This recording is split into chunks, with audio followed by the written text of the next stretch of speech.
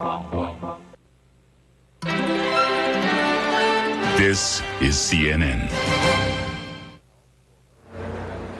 President Bush promises more help for hurricane-ravaged areas of Florida and Louisiana. And this base, which escaped Pentagon cutbacks but not Hurricane Andrew, will be rebuilt. But is it a good idea?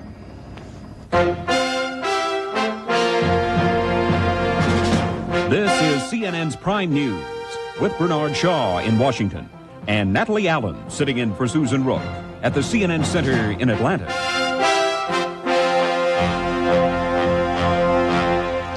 Thanks for joining us. President Bush returned to South Florida and Louisiana today for another look at hurricane-damaged areas. And he brought with him new assurances of federal help, promising to provide 100% federal reimbursement for the cleanup and rebuilding effort instead of the customary 75% federal share.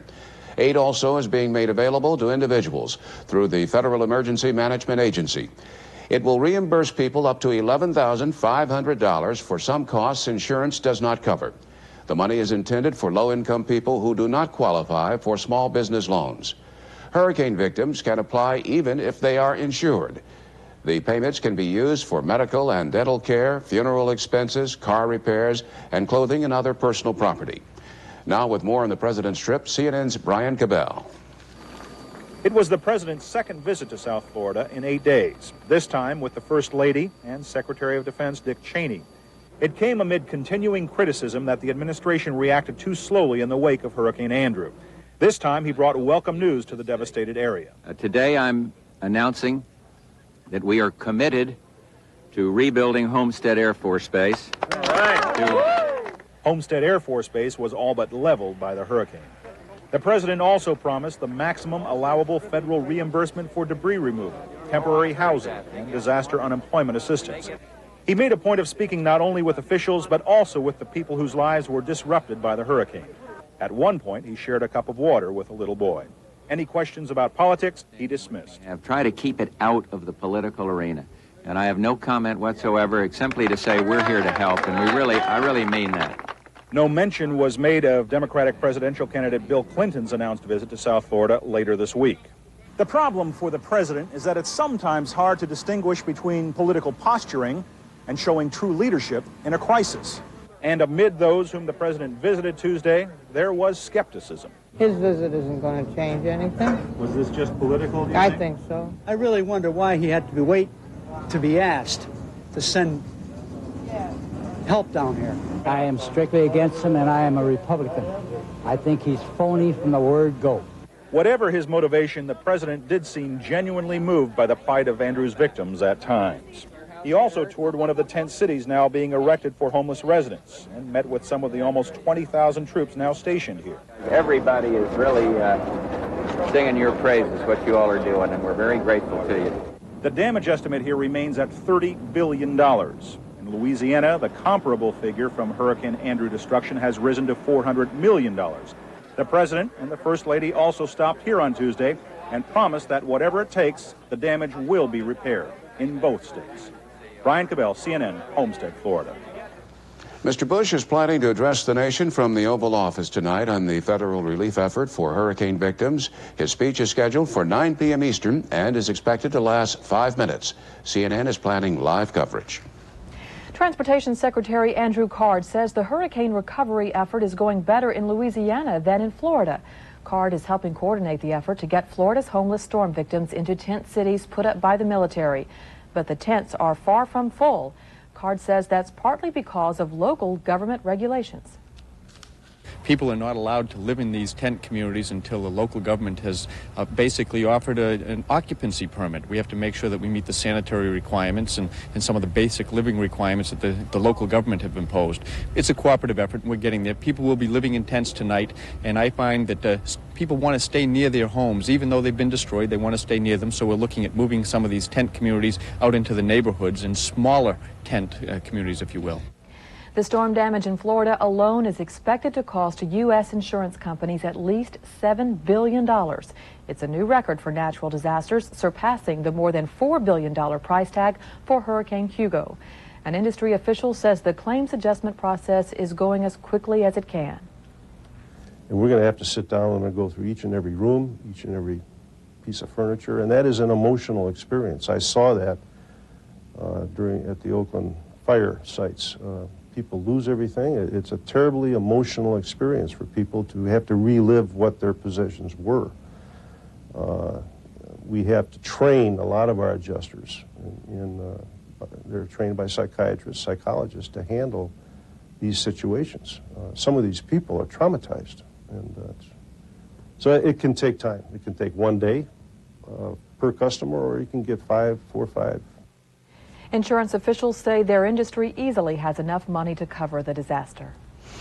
There are some who charge politics and November votes played a role in President Bush's decision to rebuild hurricane-ravaged Homestead Air Force Base. CNN military affairs correspondent Wolf Blitzer examines that contention. Even before the Air Force has assessed how many hundreds of millions of dollars it will cost, President Bush says he's committed to rebuilding Florida's Homestead Air Force Base, destroyed by Hurricane Andrew. Homestead is very important to our military. It helps combat the cocaine trade, it provides air defense, and it will be rebuilt. Only the day before, many Pentagon officials had assumed that what the Mount Pinatubo volcano did to Clark Air Base in the Philippines last year, Andrew would do to Homestead, namely shut it down. The short answer is that Florida has a lot of electoral votes and the Philippines does not.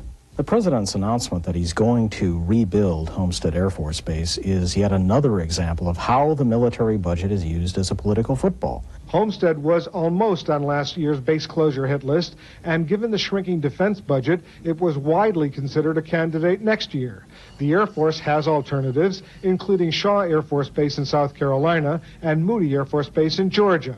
Publicly, the Pentagon says the decision was made on its merits. Whatever year it was in, I mean, it's very important, and it's very clear that we are supporting the people of Florida and the people of these communities in their effort to recover. Earlier, Bill Clinton showed that he, too, was not averse to supporting expensive military projects that involve jobs. He had endorsed a second Seawolf submarine, even though the Pentagon said there was no longer need for it. And he's not ready to second-guess Bush's Florida decision. Well, I think it should be done if it's in the national security interest to do it. I think what we need to do is look at the facts. You know, I can't make a comment on it because I don't know what the facts are. Politics can also help to explain why the Pentagon has recently reversed itself on other major spending programs, including the V-22 Osprey tilt-rotor aircraft and the M1A2 battle tank. Both projects were earlier described as a waste of money, but the Osprey will be built in Texas and Pennsylvania, and the M1 in Michigan and Ohio. And Mr. Bush is also expected to announce on Wednesday that he supports a large F-16 sale to Taiwan that will mean more jobs in Texas. Wolf Blitzer, CNN, the Pentagon. When Prime News returns, we'll take a look at what may be ahead for the U.S. economy.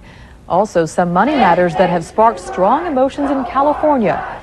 At 5:30, the story of a Chinese dissident who escaped the violence of Tiananmen Square, but apparently has now been double-crossed after returning to his homeland. And at 5:55, some video adventures that will take you out of the mainstream.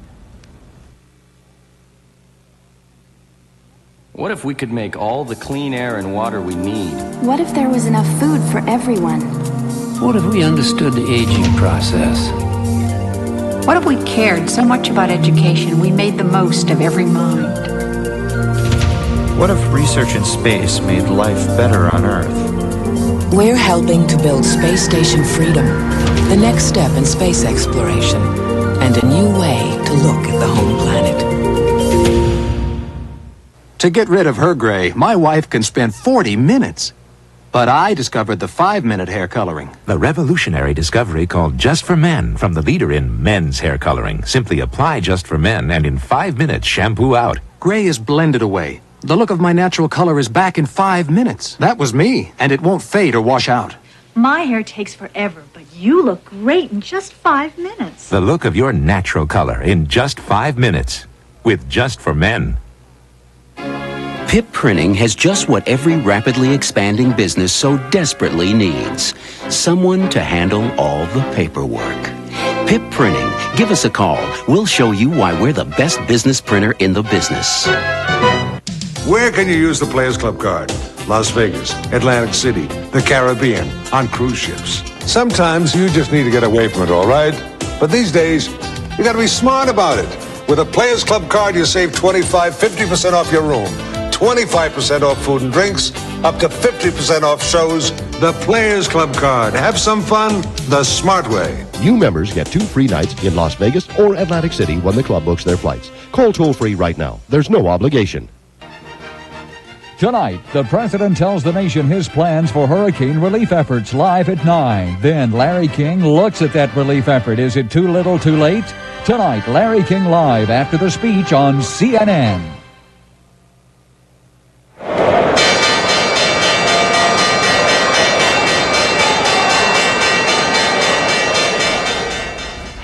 More signals today of a sluggish economic recovery at best.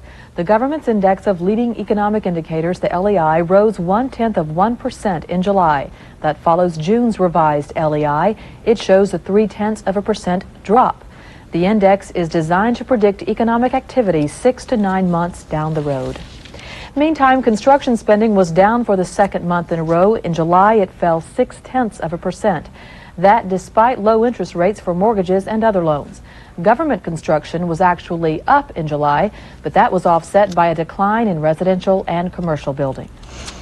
California's budget crisis has moved into its third month. Republican Governor Pete Wilson today vetoed a key education bill passed by the Democratic-controlled legislature. The deadlock is forcing California to borrow from the state pension fund to cash IOUs. With no money to pay its bills, the state has issued another $335 million in IOUs, bringing the total since the last budget ran out to $3.3 billion.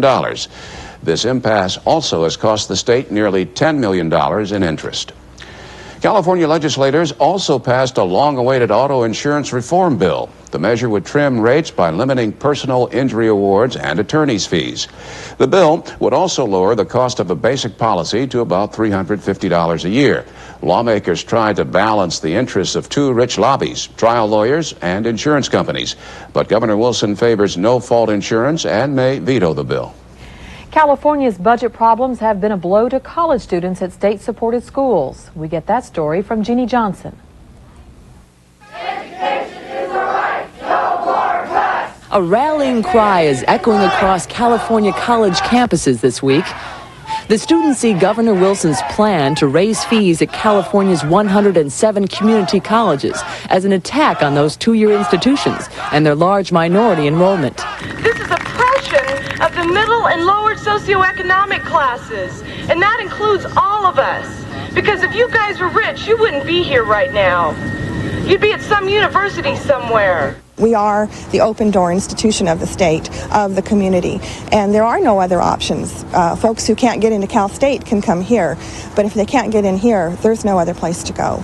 Students who are enrolled face long registration lines, closed or crowded classes, and stressed out teachers. And at the state universities, they're also feeling the pain. Students are faced with a 40% tuition increase, with fewer classes and fewer teachers to choose from. Even the prestigious University of California system faces a 20% tuition increase. Hit the ground running, because if you don't, there's 5 people standing behind you who want your spot. Earlier this year, the Cal State University system gave layoff notices to 500 faculty. With further budget cuts believed likely, tenured teachers could be next in line. The traditional 4-year degree for full-time students here may be a thing of the past. With a significant drop in the number of classes offered and expected tuition hikes, it could take a student anywhere from 5 to 8 years to complete their undergraduate degree. I like to call it the education holocaust. It's like everybody who is walking around here, somebody has either lost a class or needs to get into a class or something, and we have lost something in California. We are really screwed up. The governor insists that everyone must bear the brunt of these tough economic times.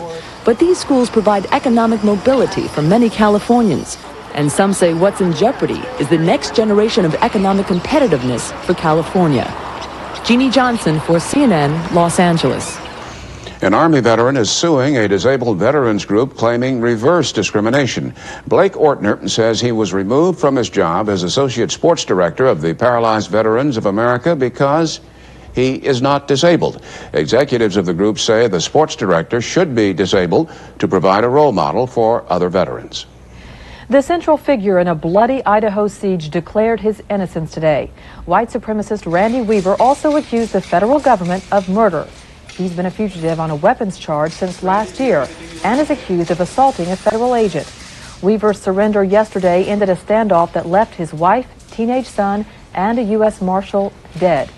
A wounded friend of Weaver's is charged in the Marshal's death. Once upon a time, Russian President Boris Yeltsin was on a hit list. That story when Prime News returns. And there was a time when the Serbs and Muslims in Bosnia lived side by side. Some now fight side by side. We'll explain in a moment.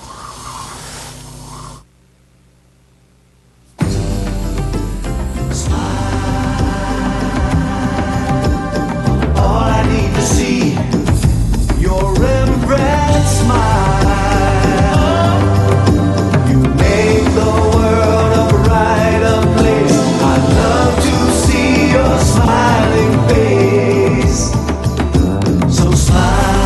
Rembrandt Whitening Toothpaste. Over 40,000 dentists recommend it for clinically proven safe whitening.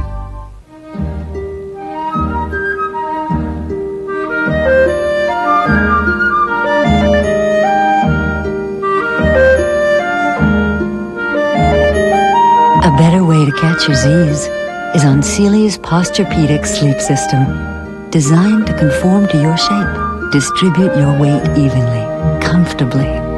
Only Sealy Posturepedic has it. So for a better night's sleep, better sleep on a Sealy. Thanks to an incredible new development at Pip Printing, you can now get these 4-color jobs for surprisingly few of these 1-color jobs. Advantage Color. One more reason Pip Printing is the best business printer in the business. Whenever you pick up a little something, why not charge it on the Discover card and earn a cashback bonus? After all, money doesn't grow on trees. Or does it? It pays to discover. Tonight, cultures torn apart, traditions and routines, things of the past. How do residents cope with their homeland in upheaval? Piecing together the tattered empire of the former Soviet Union on World News, 10 Eastern, tonight on CNN. The French are joining the effort to enforce the no-fly zone over southern Iraq. 4 French Mirage jets took off earlier today from France and have arrived in Tehran to join U.S. and British patrols. Meantime, a UN official in Baghdad says nuclear weapons inspectors in Iraq had no problems on their first full day of work. The team is the first to enter Iraq since the Western Allies banned Iraqi warplanes from flying below the 32nd parallel. Factional violence continues to test the already tattered seams of the former Soviet Union. Georgian troops have been unable to crush an independence movement in the disputed region on Abkhazia. There are unconfirmed reports Russian troops have joined the fighting on the side of the rebels. Georgia's president today threatened to suspend Russian-mediated talks on the conflict if those reports are true. Moscow denies any involvement. Russia has stationed troops along one border of Tajikistan, a former republic racked with unrest. Just a few hours ago, anti-government protesters in the capital released some of the top officials they had been holding hostage. The protesters are demanding the president's resignation. Tajikistan is also the spot where the KGB reportedly tried to murder Russian President Boris Yeltsin back in the late 1980s. A Russian newspaper today reports a senior KGB official ordered the head of Tajikistan's secret police to have Yeltsin shot during a visit to the republic. But the officer who was ordered to shoot reportedly refused. At the time, Yeltsin was chairman of the Soviet construction industry. In Bosnia, United Nations peacekeepers began taking control of Serbian artillery trained on Sarajevo. That development did not stop the shooting. 5 United Nations troops are among the more than 110 people wounded in today's fighting.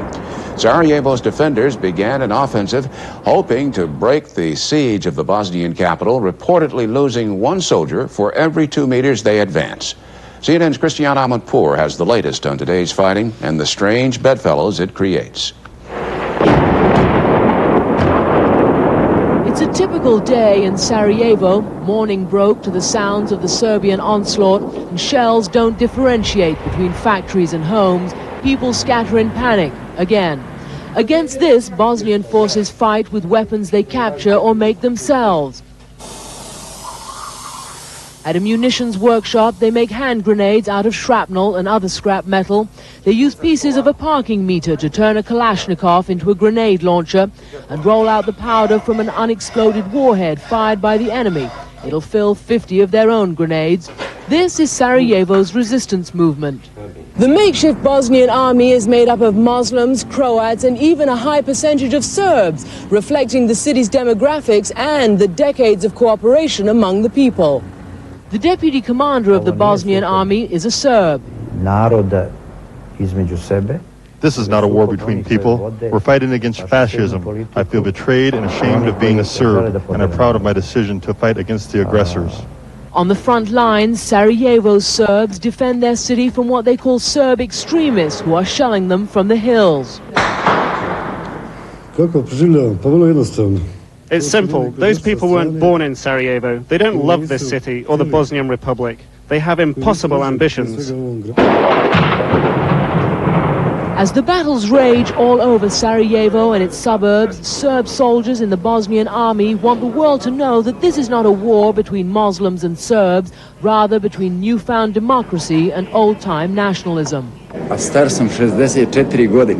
I'm 64 years old.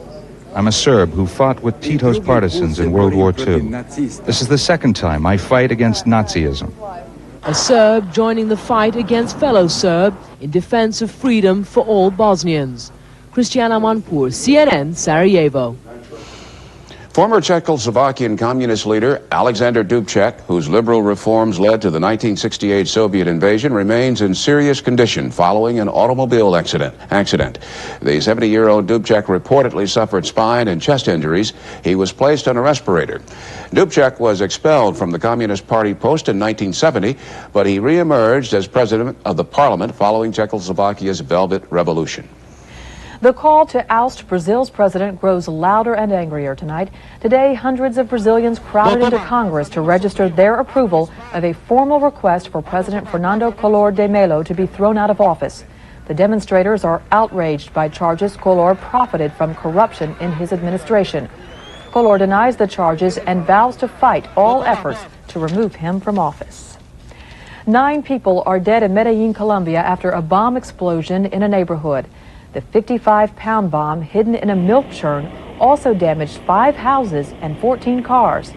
It was the second bombing in the city since Medellin drug king Pablo Escobar escaped from jail in July. Colombia's president said today he was willing to answer to Congress for Escobar's escape. In Washington, Syrians and Palestinians have given the Israelis outlines of their vision of Mideast peace. The Syrian plan is designed to resolve the impasse over the Israeli-occupied Golan Heights. The Palestinians have a framework for self-rule in the occupied territories. Both sides have agreed to take a break next week and reconvene September 14th. A United States official just back from Somalia recommends the United Nations send more troops to the starving country. The official is urging the United Nations to move quickly and send in 3,000 troops to help in the distribution of aid. The problem is not food in terms of the amount or resources. The problem is security. So if the security situation deteriorates any further, and I can't imagine it getting worse because it's already utter anarchy, it means that large numbers of people will starve. In fact, there is a relationship between the level of violence and the number of people dying. So far, the United States has sent 21 flights of food to Somalia. Relief officials say the key to improving the situation is getting larger amounts of food into the country by ship and road convoys. But an alliance of Somali leaders says it will not allow those extra UN guards into areas under the alliance's control. Coming up next on Prime News, the Queen Elizabeth II weighs anchor for another cruise. But this one is no vacation. Karen? Natalie, as it turns out, it wasn't such a hot summer after all. I'll have details as CNN's Prime News continues.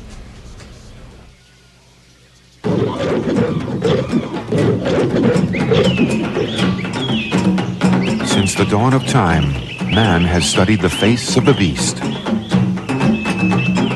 Now you can witness nature as never before.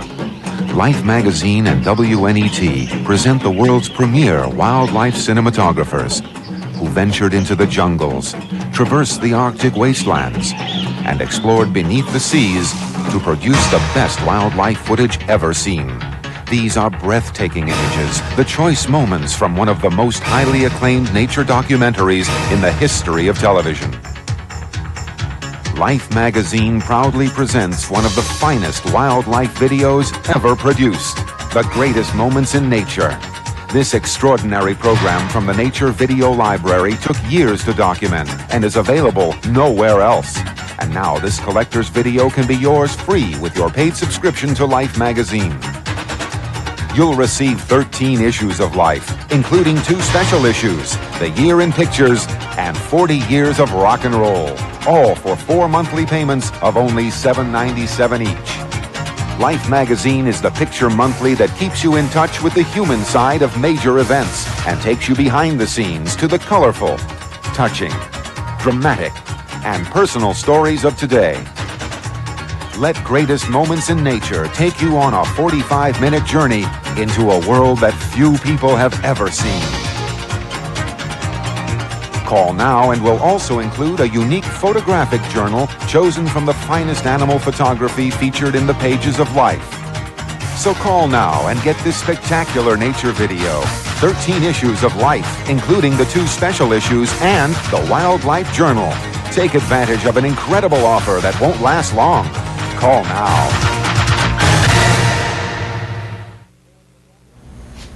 Spirits are buoyant aboard the damaged ocean liner Queen Elizabeth II. The QE2 slipped out of Boston Harbor today after undergoing almost $5 million in temporary repairs. Destination, Hamburg, Germany, for more repairs. The ship's owner expects it to resume service by early October. About a month ago, apparently uncharted rocks off the Massachusetts coast ripped the QE2's hull. Now to Karen McGinnis for the weather and what this summer has been like. Karen? Bernie, not so hot in a lot of places. I'm just going to give you a few examples of some of the cooler places that we did see. One of them in Baltimore, where the average temperature for the entire month of August was just 72 degrees. It should be up there in the high 70s. Also, the coldest summer on record, ever since they've been keeping records, for Binghamton, New York. It was 61 degrees, 61.1 degrees. So it was rather cool there. But also some of the second coolest summer temperatures that we've seen. That was Duluth, also at Washington, D.C. International Falls, Minnesota, notorious for being cold in the summer. Well, it was a rather cold, or winter rather, it was a rather cold summer as well, with the average temperature, the average high temperature, just about 59 degrees. Well, Louisville, Kentucky, you'll see some afternoon thunderstorms coming up for Wednesday, and just about 79. Chicago, it's going to be a stormy day. Look for between half an inch and an inch of rainfall in some isolated areas, and 77. Salt Lake City, 82. Finally, those temperatures coming down a bit. It was a long, hot summer there. For Denver, 79 degrees, 78 for Los Angeles.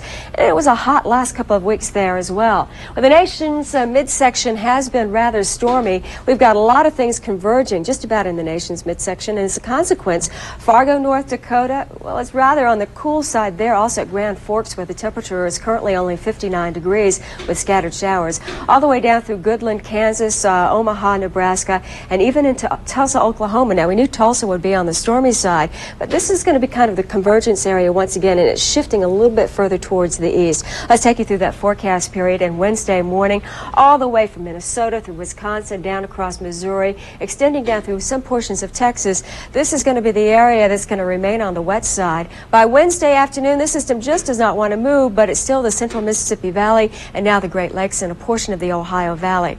Then for Thursday morning, finally a little boost thanks to high pressure moving in, and I think by this weekend the northern Rockies are going to be on the chilly side, to say the least. Now, a few forecasts coming up for your Wednesday.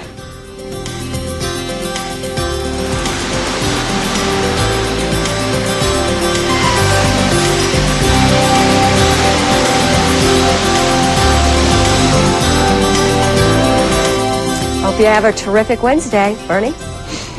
Thank you, Karen. Still to come on Prime News. Freedom is still just a dream in China, but some are trying to keep the dream alive.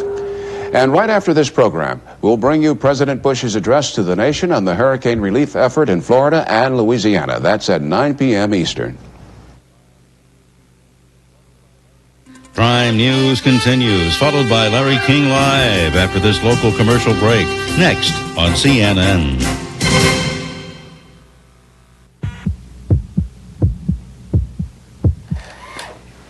chest tightness or shortness of breath, severe indigestion and nausea, left arm or jaw pain. If you suffer from any of these symptoms, call your doctor or get to the Baptist Chest Pain Center fast. The professional medical staff is available day or night to help determine if you are experiencing a heart attack. Quick action can save your life. Folks, the final week of Furniture World Showroom sellout is here. Check out these great buys. Kincaid solid wood rice bed, $3.99. GE extra large capacity washer and dryer, $4.99. Stratolands recliners, $4.99. Buy one, get one free. Huge two-piece sectional with recliners on each end, $7.99. Sofa Love cocktail, 2-end tables and 2 lamps. All those pieces for $9.99. Big 18 cubic foot Prosperity refrigerator with a free ice maker, $4.99. Broyhill bedroom, dresser, mirror, chest, headboard, and nightstand. All those pieces for $7.99. Folks, you better hurry to Furniture World where we save you money. This is CNN. Are schools closing the doors of imagination? A watchdog group calls 1991 the worst year of school censorship on record. Bill Clinton tailors his campaign message to the nation's elderly, asking, "Whom do you trust?" And movie buffs, tired of the classy, go for the trashy. Wonderfully weird, they say. Those stories coming up. But first, a leader in the Chinese democracy movement has risked freedom for the cause once again. But this time, he lost the gamble. CNN's Jonathan Mann has his story.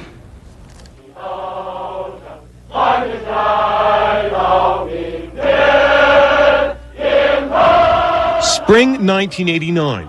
Students rally in what was thought to be the dawn of democracy in communist China, a celebration as Lady Liberty rises in Tiananmen Square, a new era for one of the world's oldest countries. At least until the tanks rolled in. Those beliefs were shattered as the troops clamped down. Hundreds died as China's strong-arm leaders repressed the call for change. 24-year-old Shen Tong escaped the violence and fled to the United States. Armed with fax machines and telephones, he kept the dream alive for change in China, rallying support and raising funds, only now from the outside looking in. We can still send in the information, and we still have a lot of movement. Several weeks ago, Tong went home after assurances by the Chinese Justice Ministry that he would not be arrested. His goal was to encourage dialogue within China, to reach out to government reformers as well as dissidents. But then a double cross. Hours before a Beijing press conference announcing the formation of a group to lobby for political change, Tong was arrested. His American colleagues found out through a phone call. He recognized my voice and simply said, "The police are here. They are all around throughout the house." At this point, the phone was disconnected, apparently hung up by somebody in China. Human rights activists say political freedom in China is still a long way away. The government is not ready to tolerate the existence of independent civil society groups, and human rights activists are harassed, are put in prison. My name is Shen Tong. I escaped to your country from China. I was one. Ironically, just before he left the United States, Tong made a Get Out the Vote video, urging pride in America for its democratic ideals. Today, Shen Tong's colleagues hope he can keep his own dream alive as a political prisoner in his homeland. When you vote on this election day, be very proud, because it was you who inspired us. It was you who gave us the dream. Jonathan Mann, CNN Special Reports. A constitutional watchdog group says the religious right is succeeding in censoring school curricula. People for the American Way says censorship is exploding in public schools across the United States. It says in the last school year, attempts to censor or restrict school books were up by 50% over the previous year. We are reporting this year the highest censorship success rate we've seen in 4 years. In fully 41% of the incidents in this report, challenged materials were removed or restricted in some fashion. That's a high batting average that poses an unacceptable risk to every children's freedom to learn. Crop says more parental involvement is needed to stop such attacks on school curricula. His group says frequently challenged books in the past year include such classics as Of Mice and Men, Catcher in the Rye, and Tom Sawyer. The increase in the number of physician specialists could add to spiraling health costs. A report in the Journal of the American Medical Association lists 35 subspecialties of medicine recognized just in the past 5 years. This report says taxpayers foot the bill for some of the training specialists require. Critics of the report say specialization is a natural evolution of medical science. For an Atlanta area man, the upcoming Labor Day holiday marks not only the close of the summer season, but also the end of several months of adjusting to a paralyzing diving accident. CNN medical correspondent Dan Rutz has his story. It was on a swimming outing when Jimmy Gass last had feeling in the lower half of his body. Thank you. He slipped as he dove into shallow water and broke his neck 3.5 months ago. Now he confronts his fear. I've been having dreams about the water and stuff ever since my accident, but I decided that the only way I'm going to quit dreaming them is to get back in and see really what it's about. It's about adjusting to life with legs that no longer walk, about months of physical therapy that began with a bulky brace bolted to his skull and now continues with new accomplishments and new obstacles. Being mobile as far as getting in and out of the bed by myself, dressing, brushing my teeth, just little odds and ends, just things that normal people take for granted. Family is important to Jimmy. He'll rely on his father and others close to him to teach new ways to do old things. What about doing like this? Put this, no, keep these fingers under there.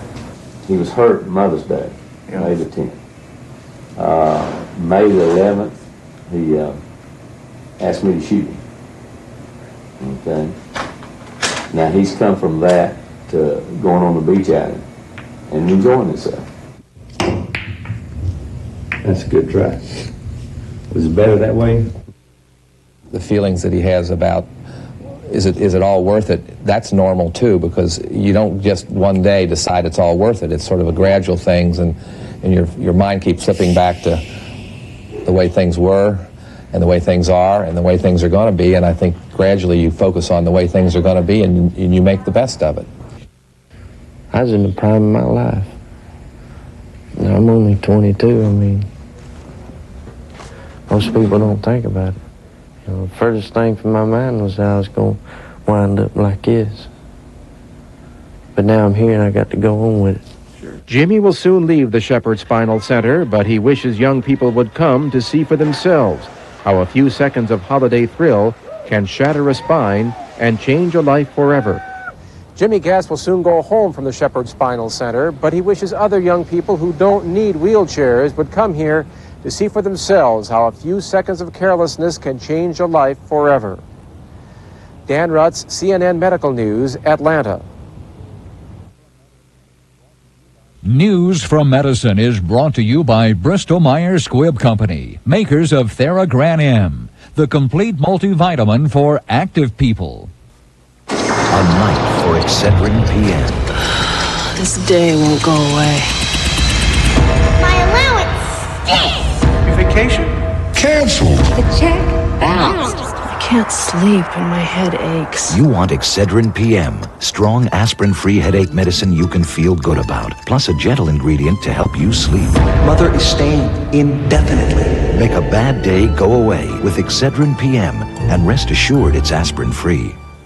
Tonight on Sports Tonight, it's noisy, it's chaotic, it's the U.S. Open tennis tournament, and John McEnroe is center court. Plus, fallout from the Jose Canseco blockbuster deal. See you at 11 Eastern tonight. Satisfaction guaranteed or your money back. That's just one reason why Sears Grand Central is America's #1 appliance and electronic superstore. And right now, during our once-a-year birthday bash, you'll save on all your favorite brands. For example, this 20-inch RCA television with remote and on-screen display is just $229.99. And this LXI four-head VCR with remote is just $199.99. And with our price matching guarantee, you know you'll get the best price at Grand Central. Willie Mays, Lou Gehrig, Babe Ruth. 3 sports legends now on the legendary box. Wheaties limited edition collector boxes. Get them before they're history.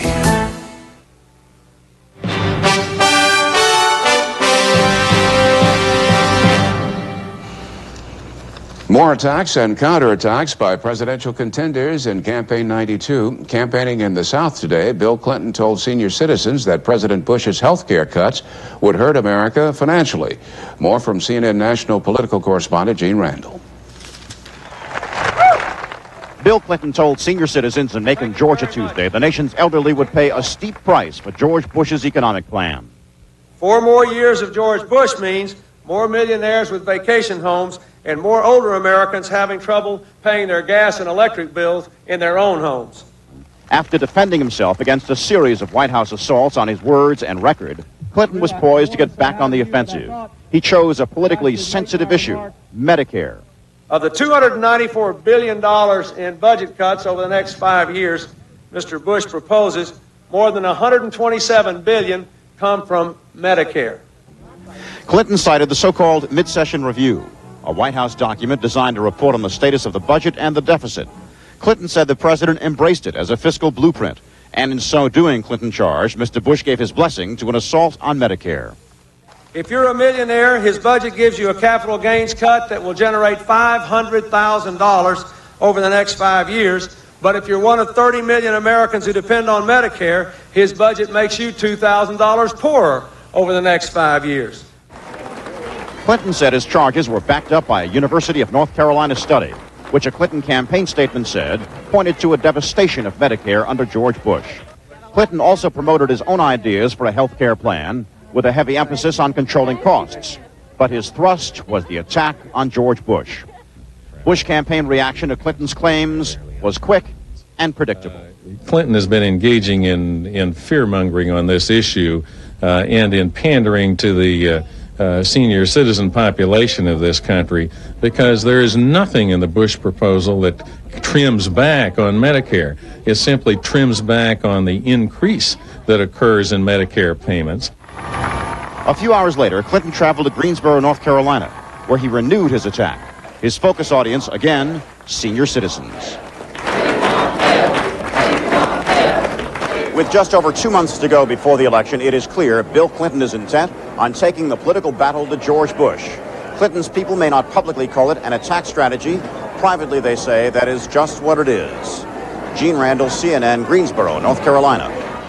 Al Gore went on the attack today, accusing the Republicans of behaving as if they have a lock on God.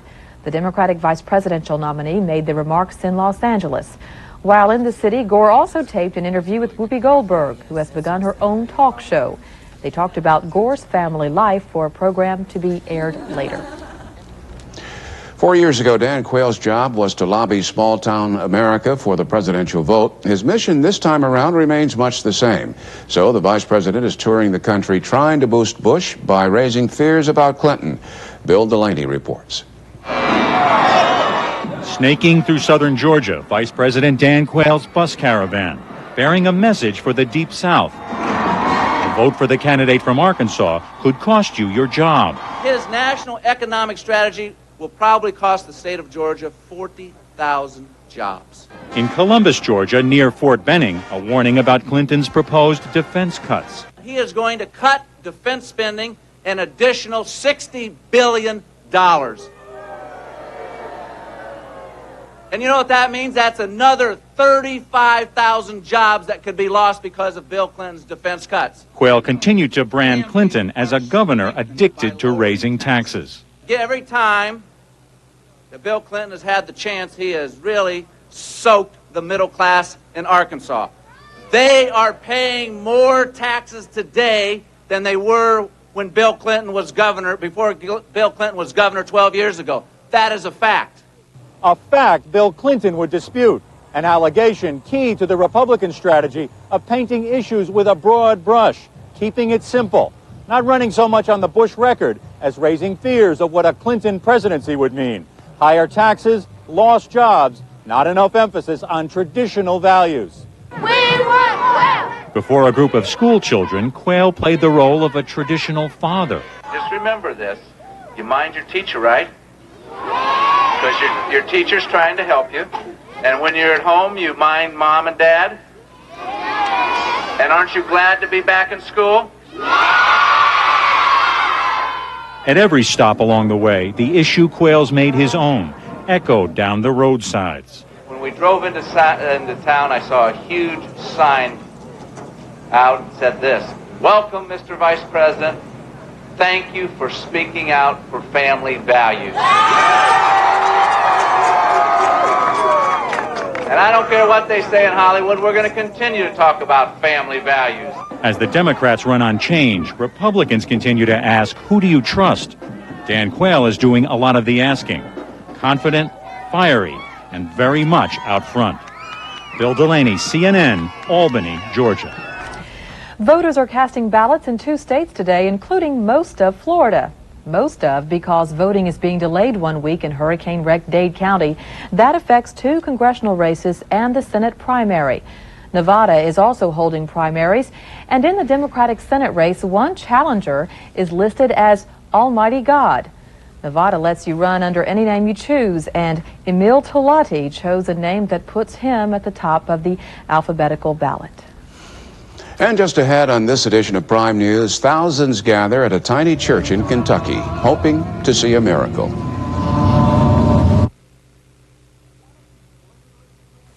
Wanna do plain Raisin Bran one better?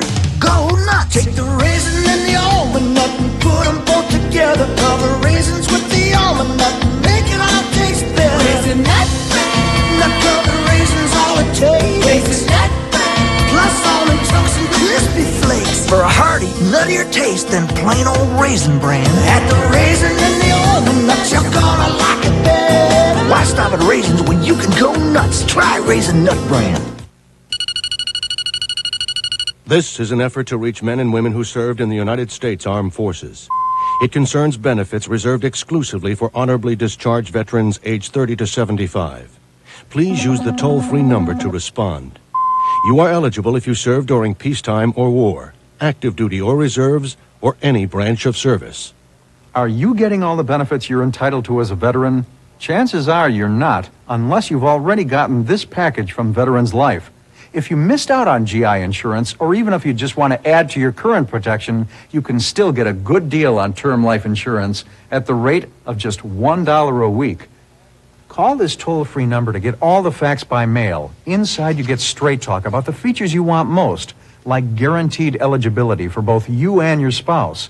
And when you qualify, you can lock in the highest possible benefit amount. It will never go down. That's guaranteed. You get all this and more for as little as $1 a week. For veterans who want more coverage, higher amounts are also available. You can choose 2, 3, up to 5 full units of protection. Call now, and you'll also get this free guide to veterans' benefits. It's filled with facts about government benefits you may be entitled to collect. Veterans, call 1-800-843-5400 for your free information. You'll also get the free guide plus a discount prescription plan. That's 1-800-843-5400. Call now. The famous corrosive temperament was on display today as former world chess champion Bobby Fischer went before reporters for the first time since the 1970s. Tomorrow, Fischer begins his rematch against Boris Spassky, the first public match for Fischer in 20 years. It's taking place in Yugoslavia, and Fischer said he's been warned by the U.S. that he's violating UN sanctions against the Serbian-dominated country. Today, Fischer showed his response by spitting on a document that he said was the warning letter. It's day 2 of the U.S. Open tennis tournament in New York. Here's Nick Charles with the net results. Nick? And first, Bernie, we're going to start in one of your favorite cities, Chicago. The only afternoon baseball started early and ran late there when the Dodgers rallied from 4 different deficits and beat the Cubs at Wrigley Field.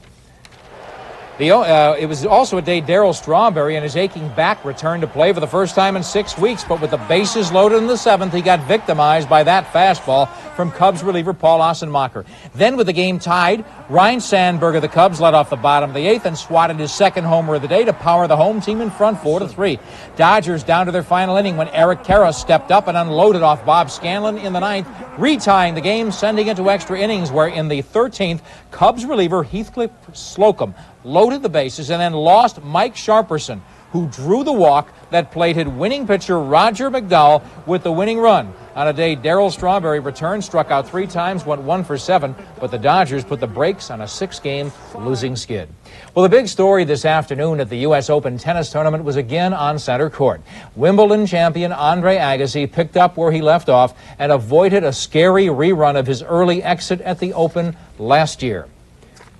Well, this was the view this afternoon of the skyline of Manhattan from Flushing Meadow in Queens, and this was Agassi looking across at Michael Pernfors, a rehabilitated, potentially dangerous first-round opponent who on this point got into a long exchange.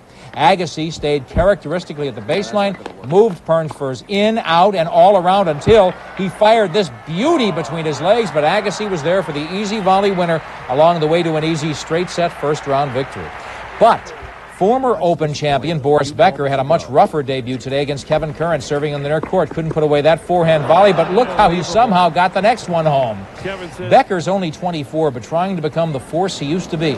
Curran gave him a test, but the German passed easily and convincingly here, closing the show with a blistering ace to win in 4 sets. On the women's side, Jennifer Capriati far court comes to the Open with confidence and newfound poise.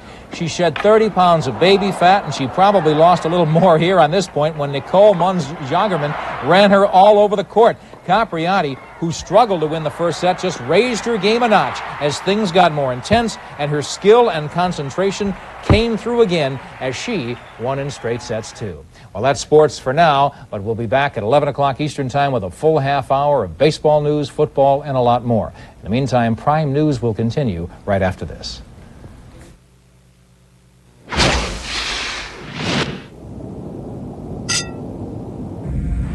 Since its introduction umpteen commercials ago, the Lexus LS400 has been hailed by car magazines, raved over by critics, and praised by owners in survey after survey.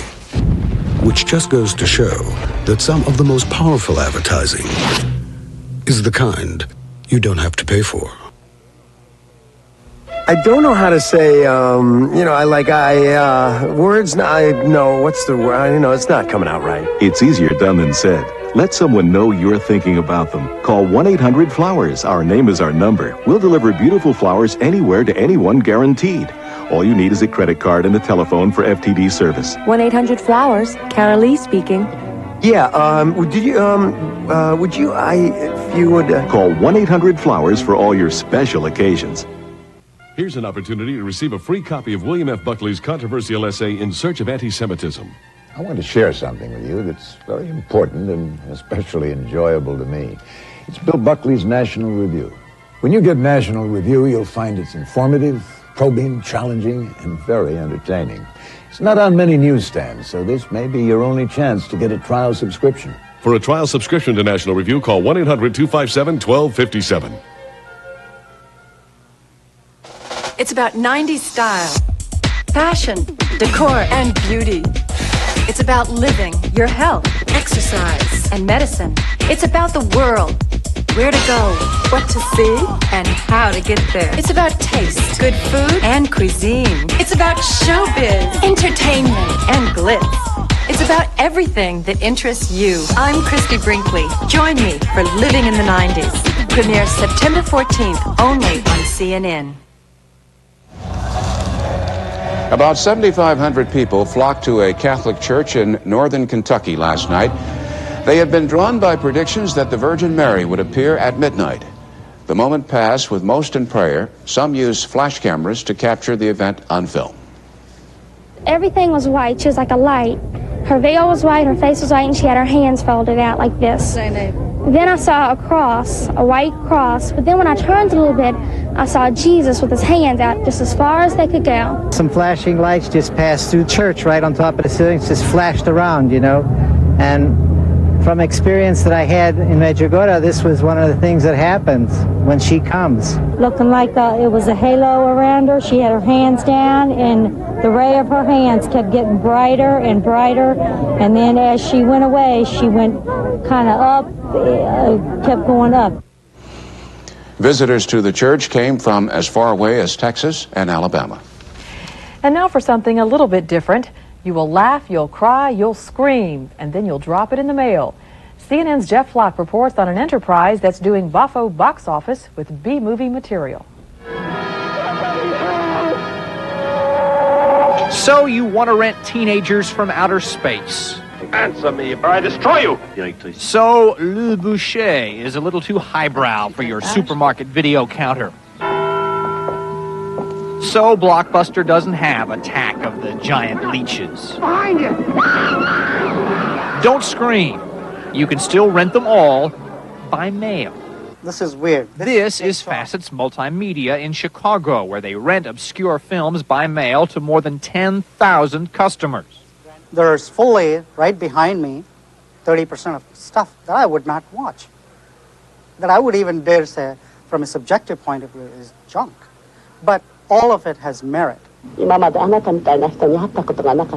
Films like Japan's Black Lizard, which appears to depict a woman having a relationship with a couch, don't appeal to enough people to put them on the shelf at your corner video store. But they do appeal to Chicago executive Richard Glasser. For people who have my kind of interest in films, it's not always easy to find what you're looking for. So he mail orders from places like Facet's, Home Film Festival based in Scranton, Pennsylvania, and Sinister Cinema in Medford, Oregon, and others. What's the meaning of this? A new experiment, and you will be the subject of it. All of this is not new. Mail rentals have been around for the past 7 or 8 years, but business is growing. That would be through the mail, then? Facet's charges $25 to join its club, then it's an average of $10 a film to mail it out. You watch, and 3 days later, mail it back. In many fairly large-sized cities, there are no good art houses at all. So people who love films that fall outside the mainstream have got to see them on video, and in many cases, they order them through the mail. Everything from They Eat Scum, very popular, to those crazy teenagers from outer space, all just a phone call away. I said you will call no one. I'm Jeff Flock, CNN, in Chicago. Thanks for watching Prime News. I'm Natalie Allen at the CNN Center in Atlanta. And I'm Bernard Shaw in Washington. Stay tuned to CNN for President Bush's Oval Office statement on hurricane relief. That's live next after this break.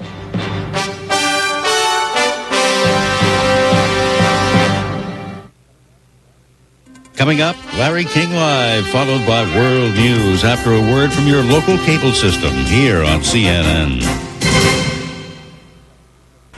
September is the perfect time to try pay-per-view. Find out how easy it is to bring Hollywood's hottest stars into your home.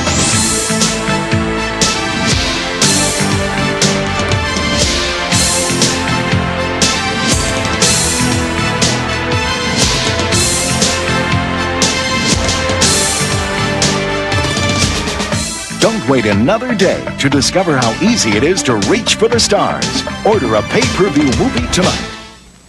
Julio Cesar Chavez has won 80 fights and 4 championships. He's never lost. Most people think he's the best fighter in the world. Hector Macho Camacho disagrees.